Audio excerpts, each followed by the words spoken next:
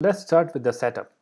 You will need to go to CodePen. You can use whatever you want. There are a bunch of them like Code Sand, or there are too many, REPL, Ripple IT. Yeah, they have React support as well, but I really like CodePen. So I'll be using CodePen, and let's get started. So I'm creating a new pen, and what I need to do is just go to JavaScript, React, add another CDN. It's going to be React DOM. So React and React DOM, perfect. So now I will, in the HTML, I will add ID root div. Okay, I'll need to change it to Babel. JavaScript, Babel, perfect.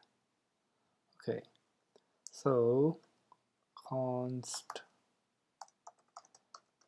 app.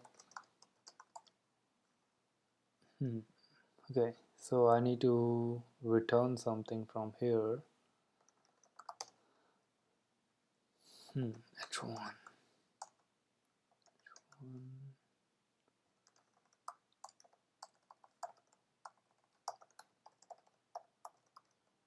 Hello John Doe. React DOM.render.